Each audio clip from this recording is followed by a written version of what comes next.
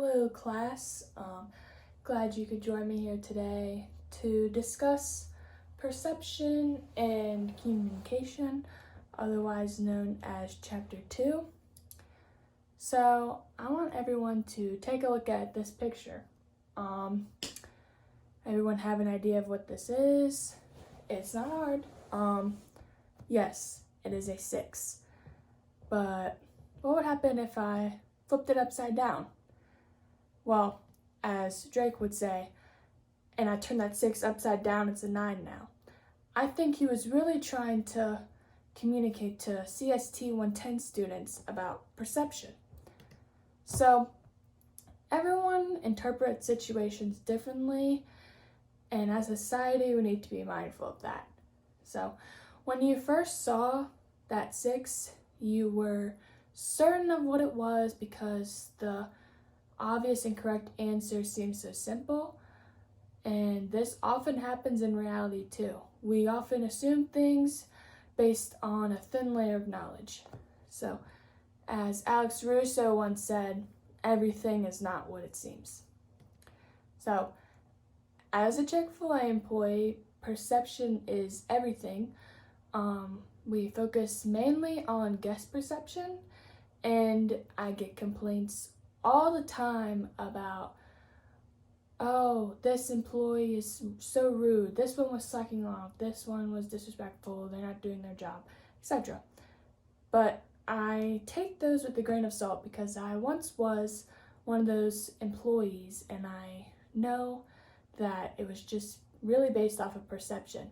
So an example that I have is one time that this woman, she called and she wanted to complain, and she said that only one of the 4 people outside were actually taking orders, and I apologized to her. I asked what time she came in the drive-thru, and then that was it. Hung up the phone, and then I went to check the camera footage to see what actually happened, and what actually happened was that yes, the drive-thru was full of cars, but they had already gotten their orders taken, except for the last car that was in the drive-thru.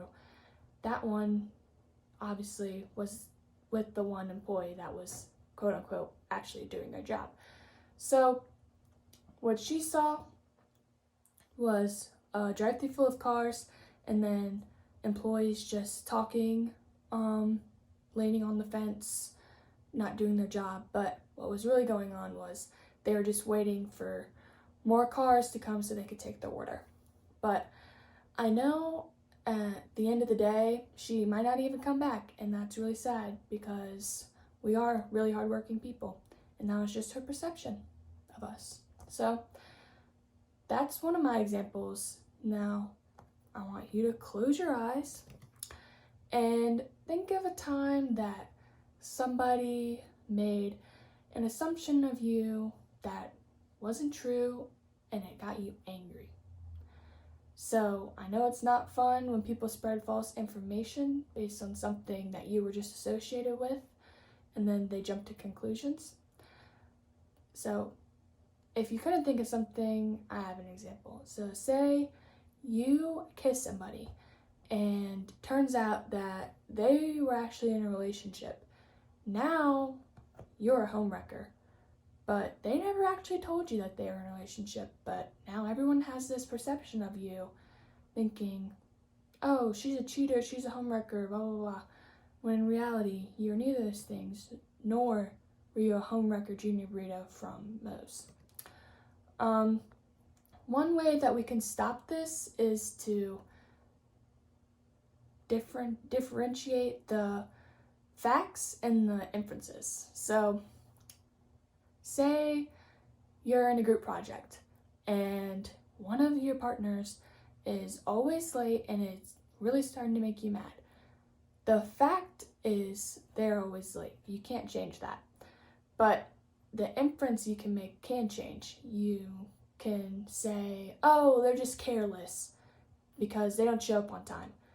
But you could step back and think of the other possible reasons. Maybe they're coming from work, or maybe they don't have reliable transportation.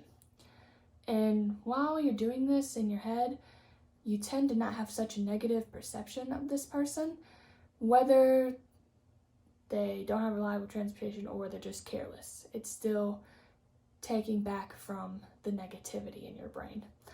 Now, if that's not enough reason to keep judging someone based on just your perception,